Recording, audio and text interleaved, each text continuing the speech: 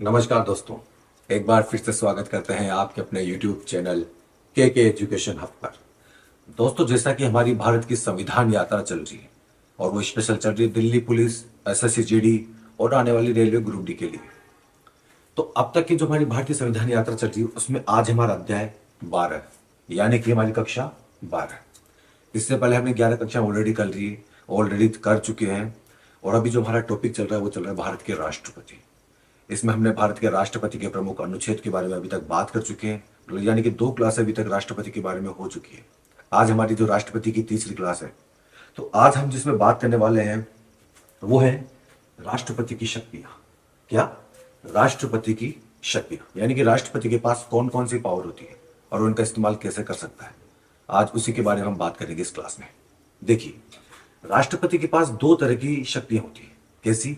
एक होती है आपातकालीन शक्तियां और एक होती है सामान्य शक्तियां। क्या होती है? एक तो होती है आपातकालीन शक्तियां और एक होती है सामान्य शक्तियां। आपातकालीन में जो इमरजेंसी के समय जो जो पावर होती है उसके बारे में बात कही गई है। और सामान्य में बात करेंगे हम 4 तरह की। क्या है? पहले बात करते हैं राष्ट्र शक्ति कितने प्रकार की है। 2 प्रकार की। कौन कौन सी? सामान्य शक्तियां और आपातकालीन शक्तियां। आपातकालीन बेसिकली 3 अनुच्छेद याद रखने आपको। कितने अनुच्छेद? 3 अनुच्छेद। 352, 356 और 360। अनुच्छेद 352 क्या कहता है कि राष्ट्रीय आपातकाल, किसका? राष्ट्रीय आपातकाल का उल्लेख अनुच्छेद 352 में। 356 में बात करें राष्ट्रपति शासन की। किसकी? राष्ट्रपति शासन की। और 360 में वित्तीय आपातकाल की। यानी कि तीनों आपातकाल, ये जो आपातकाल और राष्ट्रपति शासन है ये कौन लगा सकता है? राष्ट्रपति। यानी कि पावर किसके पास होती है? राष्ट्रपति के पास। अनुच्छेद 352 के तहत राष्ट्रपति राष्ट्रीय आपातकाल घोषित कर सकता है। अनुच्छेद 356 के तहत राष्ट्रपति किसी भी राज्य में राष्ट्रपति शासन लागू कर सकता है। और अनुच्छेद 360 के तहत राष्ट्रपति देश में वित्तीय आपातकाल घोषित कर सकता है। ये तो बात है आपातकालीन शक्तियों की। अब बात करते हैं सामान्य शक्तियां कौन कौन सी राष्ट्रपति के पास।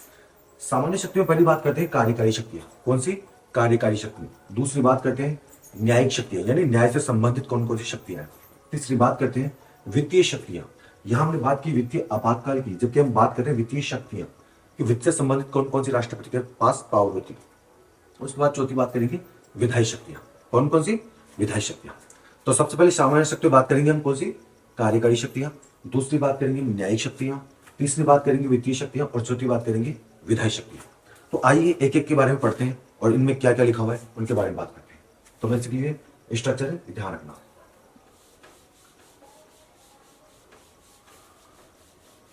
आपातकाल का चैप्टर हम बाद में आखिरी में पढ़ेंगे, जब उसमें ढंग से और पढ़ेंगे आपातकाल कब और कैसे लगता है।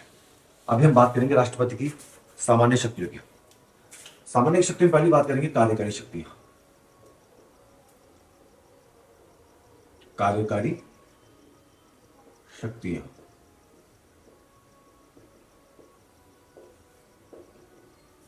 देखिए, कार्यकारी शक्तियां क्या कहती है कि भारत में जो भी कानून बनाया जाएगा, कोई जो भी संविधान में कानून बनाया जाएगा वो राष्ट्रपति के नाम से बनाया जाएगा। क्या बनाया जाएगा? राष्ट्रपति के नाम से। क्या बनाया जाएगा? राष्ट्रपति के नाम से। मतलब केंद्र के सभी कानून राष्ट्रपति की अनुमति से ही बनाए जाएंगे। ठीक है, ये बात कहता है कौन? कार्यकारी शक्तियां। केंद्र के सभी कानून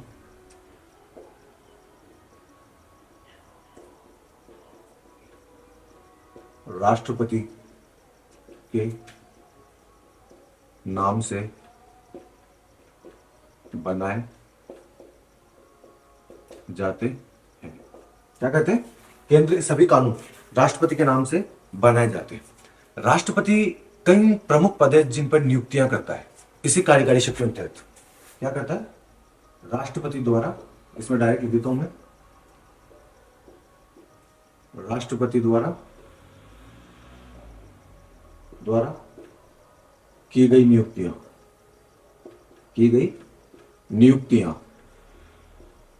यानी कि राष्ट्रपति किस किस की नियुक्तियां कर सकता है। देखिए, इसमें पहले बात करें जैसे महान्यायवादी। महान्यायवादी कौन होता है? ये भारत का सर्वोच्च न्यायिक अधिकारी होता है। उसकी नियुक्ति कौन करता है? राष्ट्रपति। महान्यायवादी। उसके बाद बात करूं सीएजी। क्या है? सीएजी। ये कौन होता है? महालेखा परीक्षक। लेखा परीक्षक। इसके बाद बात करता हूं मैं जितने भी निर्वाचन अधिकारी हैं, भारत निर्वाचन आयोग के जो अध्यक्ष हैं उनके भी, मतलब निर्वाचन आयोग के अध्यक्ष की, निर्वाचन आयोग के अध्यक्ष व सदस्य, क्या है? निर्वाचन आयोग के अध्यक्ष व सदस्य। बात करूं फिर प्रधानमंत्री व मंत्रिपरिषद की, उनकी उसमें विधायी शक्ति में बात करेंगे। किस किस की? भारत मुख्य निर्वाचन आयुक्त की भी नियुक्ति करता है। इसके साथ ही ध्यान रखना, इसमें एक चीज ध्यान रखना कि अनुच्छेद 263 के साथ, अनुच्छेद 263 के तहत राष्ट्रपति अंतर्राज्यीय परिषद का गठन करता है। क्या करता है? राष्ट्रपति अंतर्राज्यीय परिषद का गठन करता है अनुच्छेद 263 के साथ। लेकिन अंतर्राज्यीय परिषद का अध्यक्ष कौन होता है? वो प्रधानमंत्री होता है। दो चीजें, राष्ट्रीय अंतर्राज्यीय परिषद का गठन कौन करेगा? राष्ट्रपति। लेकिन उसका अध्यक्ष कौन होगा? प्रधानमंत्री। अनुच्छेद 263 है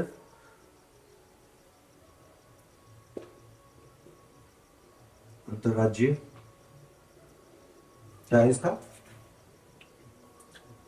अंतर्राज्यीय परिषद का गठन कौन करता है? ये राष्ट्रपति। लेकिन इसका अध्यक्ष कौन होता है?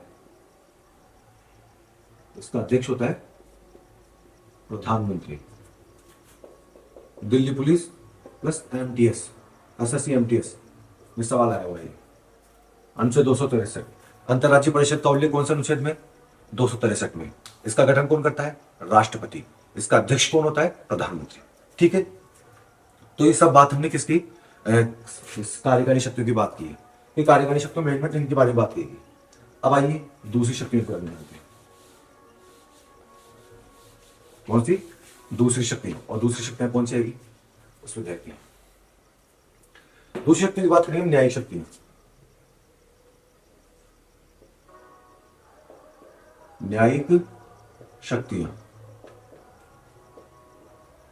न्यायिक शक्तियां। पहले हमने बात की कार्यकारी शक्ति, अब बात करेंगे न्यायिक शक्तियां।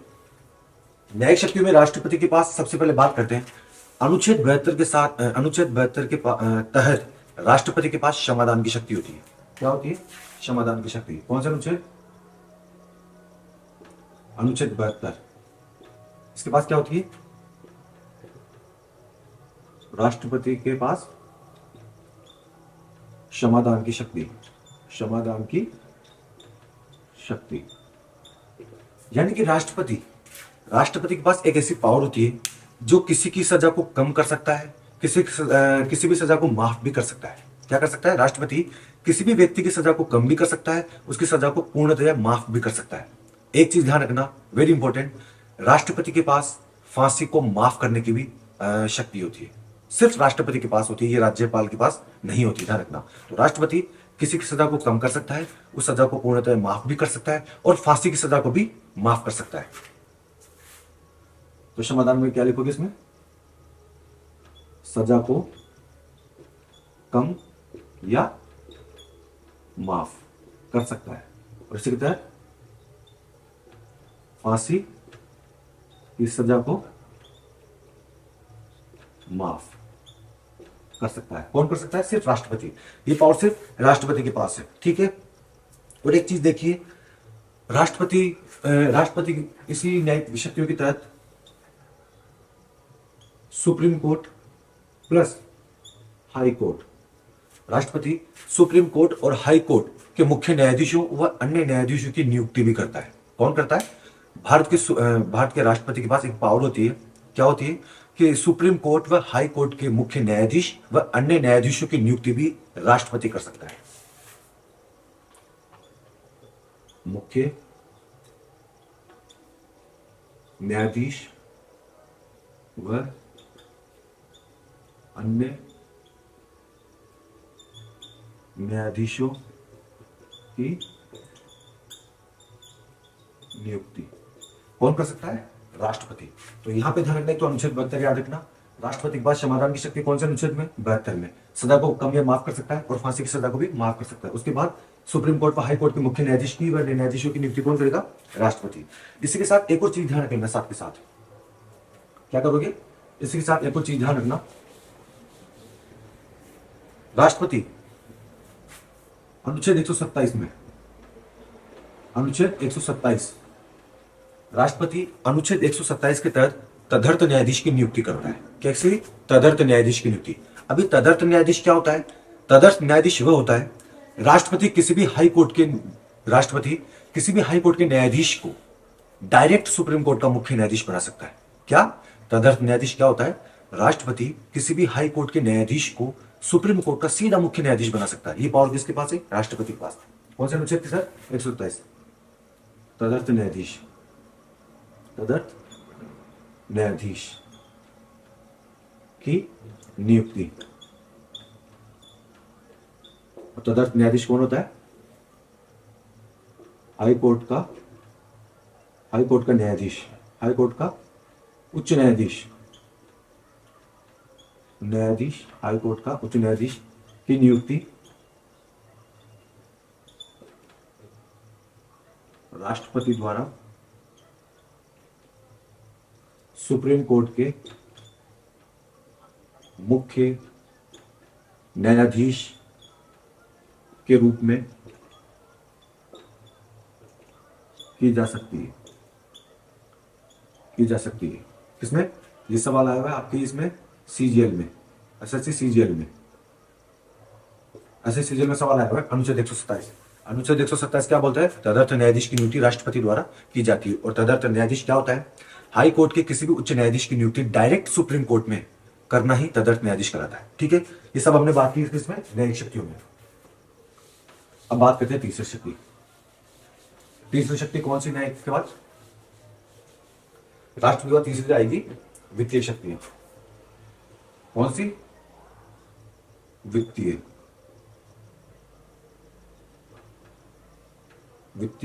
शक्तियां।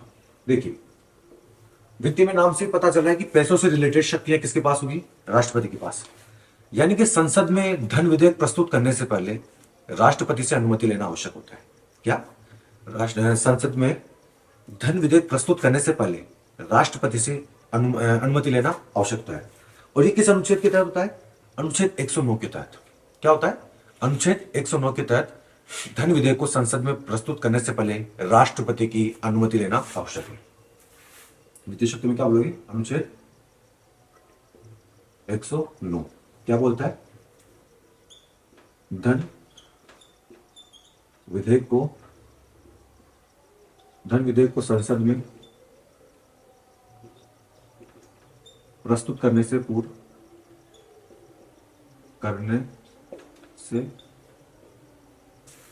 पहले राष्ट्रपति से अनुमति आवश्यक है। किससे? राष्ट्रपति से अनुमति आवश्यक है। कौन से अनुच्छेद के तहत? 109 के तहत। और धन विधेयक कहां पेश करेंगे? कहां पेश करेंगे? संसद में।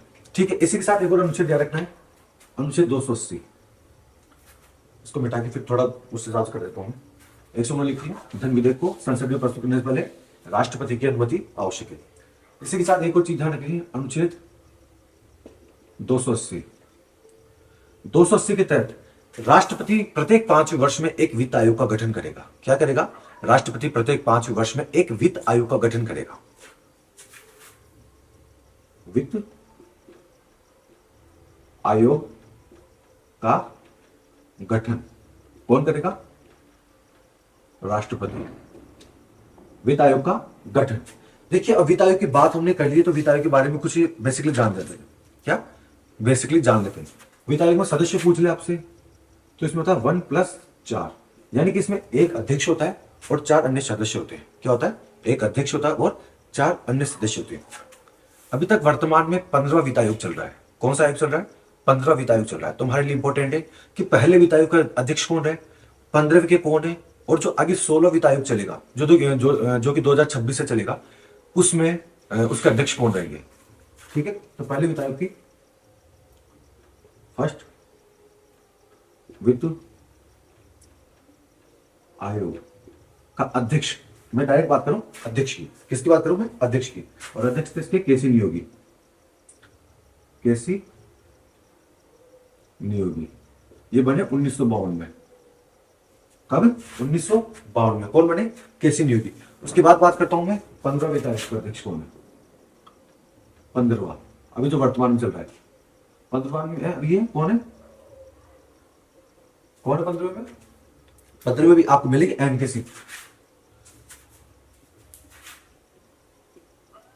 एन के सिंह कौन है? 15वें मिले एन के सिंह। एन के सिंह 2021 से लेकर 2026 तक उन्होंने कार्यकाल बढ़ा दिया गया, 2021 से 2026 तक। लेकिन पूछे 16वें कौन है? ये करंट के हिसाब से इंपॉर्टेंट है आपके लिए। अरविंद पनगड़िया। अरविंद पनगड़िया, ठीक है। ये 2026 से स्टार्ट होंगे। तो पहले वित्त आयोग के अध्यक्ष कौन है? केसी नियोगी। कब बने? 1952 से। 15 वित्त आयोग एन के सिंह। कब? 2021 से 2026 तक। फिर 16 वित्त आयोग अरविंद पनगड़िया 2026 से बनेंगे, ठीक है। ये बात की हमने वित्त आयोग की। किसमें बात की? वित्त आयोग की। अब बात करते हैं अगली शक्तियों के बारे में। राष्ट्रपति की अगली शक्तियां कौन सी आएगी? विधायी शक्तियां। कौन सी? विधायी शक्तियां। विधायी शक्तियां किसके? विधायी शक्तियां। देखिए, राष्ट्रपति को संसद से संबंधित कुछ शक्तियां होती है। क्या? एक तो हमने बात की थी कि राष्ट्रपति न तो लोकसभा का सदस्य होता न राज्यसभा का सदस्य होता, फिर भी राष्ट्रपति संसद का अभिन्न अंग होता है। क्या है वो? तो हमने बात पहले कर ली कि राष्ट्रपति लोकसभा व राज्यसभा का सदस्य नहीं होते हुए भी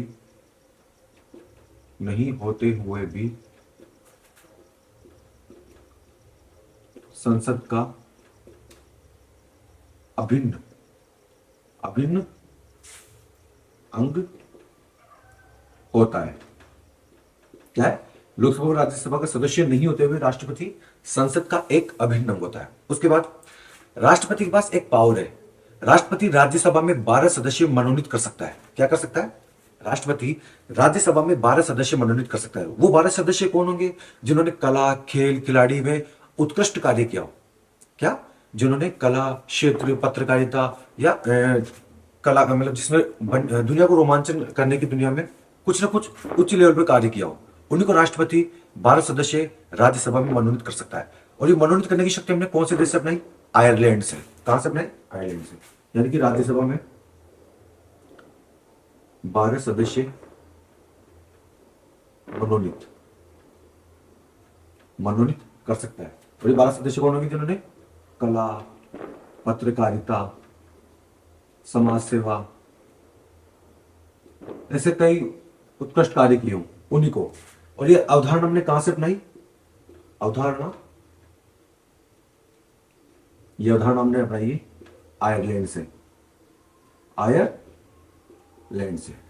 पहले बात की कि राष्ट्रपति लोकसभा व राज्यसभा का सदस्य नहीं होते हुए भी संसद का अभिन्न अंग होता है। उसके बाद हमने बात की राष्ट्रपति राज्यसभा में 12 सदस्य मनोनीत कर सकता है। वे 12 सदस्य कौन होंगे? जिन्होंने कला क्षेत्र में, पत्रकारिता क्षेत्र में, समाज सेविता ऐसे कुछ भी कार्य में एक उत्कृष्ट कार्य किया हो, एक अच्छा नाम कमाया हो, उन्हीं 12 सदस्यों को मनोनीत कर सकता है। और ये अवधारणा हमने कौन से देश से अपनाई? ये हमने अपनाई आयरलैंड से। उसके बाद विधायी शक्ति में क्या रहता है? राष्ट्रपति पीएम प्लस मंत्रिपरिषद की नियुक्ति करता है। क्या करता है? राष्ट्रपति प्रधानमंत्री को मंत्रिपरिषद की भी नियुक्ति करता है, ठीक है। ये सारी शक्तियां किसमें आ रही है? ये सारी शक्तियां चल रही है विधायी शक्ति में। विधायी शक्तियों में एक पावर और इसके पास, देखिए बताता हूं। अनुच्छेद 108 कहता है। क्या? अनुच्छेद 108। और अनुच्छेद 108 क्या बोलता है? अनुच्छेद 108 क्या बोलता है? देखिए, अनुच्छेद 108 बोलता है संसद की संयुक्त बैठक का प्रावधान। यानी कि अनुच्छेद 108 के तहत राष्ट्रपति संसद की संयुक्त बैठक बुला सकता है। संयुक्त बैठक मतलब राज्यसभा और लोकसभा की बैठक एक साथ बुला सकता है। कौन बुला सकता है? राष्ट्रपति। कौन से अनुच्छेद के तहत? 108 के तहत। 108 के तहत संसद की संयुक्त बैठक बुला सकता है। क्या बोला? संयुक्त बैठक। ध्यान रखना, सिर्फ राष्ट्रपति अनुच्छेद 108 के तहत संसद की संयुक्त बैठक को बुला सकता है, लेकिन उसकी अध्यक्षता कौन करेगा? अध्यक्षता करेगा लोकसभा स्पीकर, यानी लोकसभा का अध्यक्ष। लोकसभा का अध्यक्ष। वेरी वेरी वेरी इंपॉर्टेंट सवाल, ध्यान रखना ये कि संसद की संयुक्त बैठक की अध्यक्षता कौन करता है। वहां ऑप्शन में प्रधानमंत्री भी आएगा, राष्ट्रपति भी आएगा, लेकिन मानिए आप अधिकतर राष्ट्रपति करके आएंगे आंसर, लेकिन उसका आंसर क्या याद रखोगे आप? लोकसभा का अध्यक्ष। लेकिन एक चीज जो ध्यान रखिए, ये जो संसद, नोट में लगा के देखिए नोट, ये संसद की संयुक्त बैठक सामान्य विधेयकों पर लाई जा सकती है, यानी कि धन विधेयक और संविधान संशोधन विधेयक पर संयुक्त बैठक नहीं लाई जा सकती। क्या? वापस से बोल रहा हूं मैं कि धन विधेयक के मामले और संविधान संशोधन के मामलों में संविधान की संयुक्त बैठक नहीं बुलाई जा सकती। धन विधेयक प्लस संविधान संशोधन विधेयक, धन विधेयक और संविधान संशोधन विधेयक पर संयुक्त बैठक नहीं बुलाई जा सकती। कंफ्यूज मत होना, मैं साफ ही बोल रहा हूं, कंफ्यूज आप बिल्कुल मत होना, इसलिए नहीं को अंडरलाइन किया मैंने, और ये भी बहुत बहुत इंपॉर्टेंट है। तो अनुच्छेद 108 के तहत संसद की संयुक्त बैठक बुला सकता है सामान्य विधेयकों पर, सामान्य विधेयकों पर। उसकी अध्यक्षता कौन करेगा? लोकसभा का अध्यक्ष। लेकिन ध्यान रखना, धन विधेयक पर, संविधान संशोधन विधेयक पर राष्ट्रपति संसद की संयुक्त बैठक नहीं बुला सकता। ये सारी पावर की बात की हमने विधायी शक्तियों में। तो ये सभी राष्ट्रपति की शक्तियों के बारे में बात कही गई है। क्या है? राष्ट्रपति की शक्ति के बारे में बात कही गई है। तो ये हो गई राष्ट्रपति की सारी शक्तियां। कौन कौन सी पढ़ी हमने? राष्ट्रपति के पास दो तरह की शक्तियां होती है। कितनी तरह की? दो तरह की। एक होती है सामान्य शक्तियां और एक होती है आपातकालीन शक्तियां। आपातकालीन में बात की अनुच्छेद 352। अनुच्छेद 352 के तहत राष्ट्रपति राष्ट्रीय आपातकाल घोषित कर सकता है। अनुच्छेद 356 के तहत राष्ट्रपति किसी भी राज्य में क्या कर सकता है? राष्ट्रपति शासन लागू कर सकता है। और अनुच्छेद 360 के तहत राष्ट्रपति भारत में वित्तीय आपातकाल घोषित कर सकता है। ये तो थी इसकी आपातकालीन शक्तियां। आपातकालीन शक्ति के बारे में विस्तार पूर्वक और जानेंगे हम अलग से वीडियो में। इस पर फिर हमने बात की सामान्य शक्तियां। सामान्य शक्तियां चार तरह की। कौन कौन सी? एक तो हमने बात की क्या बोलते हैं, कार्यकारी शक्तियां। कौन सी बात की? कार्यकारी शक्तियां। उसके बाद हमने बात की न्यायिक शक्तियां। उसके बाद हमने बात की वित्तीय शक्तियां, और फिर हमने बात की विधायी शक्तियां। ये सारी शक्तियां कुल मिला के राष्ट्रपति की सारी शक्तियों का चैप्टर यही कंप्लीट होता है, और राष्ट्रपति का चैप्टर यही समाप्त होता है। इसके बाद हम शुरू करेंगे उपराष्ट्रपति। किसके बारे में? उपराष्ट्रपति। उपराष्ट्रपति में इतना टाइम नहीं लगेगा जितनी राष्ट्रपति में लगा। राष्ट्रपति में 3 क्लासें हो गई, लेकिन उपराष्ट्रपति 1 या 2 क्लास में कंप्लीट हो जाएगा। तो उम्मीद करता हूं आपको राष्ट्रपति की शक्तियां ढंग से समझ में आएगी। राष्ट्रपति का पूरा जो चैप्टर है उसका मेन बेस जो बनता है, सवाल जहां से पुटअप होते हैं, वो हमने इस क्लास में और जो पिछली 2 क्लासें हैं उनमें भी ले लिया। अगर आपने अभी तक पिछली क्लासें नहीं देखी तो जरूर देखना, और अगर आप शुरू से देखना चाह रहे हैं पहली क्लासें देखिए, आप एक सीक्वेंस में बनकर पूरी वीडियो देखेंगे। और यदि आपको नोट्स चाहिए, कुछ भी चाहिए, आप कमेंट बॉक्स में कमेंट करिए, आपके नंबर कमेंट कर दिए, हम आपको नोट्स, हैंड रिटन नोट्स आपको प्रोवाइड करवा देंगे। तो मिलते हैं अगले वीडियो में उपराष्ट्रपतियों के साथ। तब तक बने रहिए हमारे चैनल पर, सब्सक्राइब करिए, शेयर करिए, दबा के शेयर कर दीजिए। ठीक है? जय हिंद, जय भारत।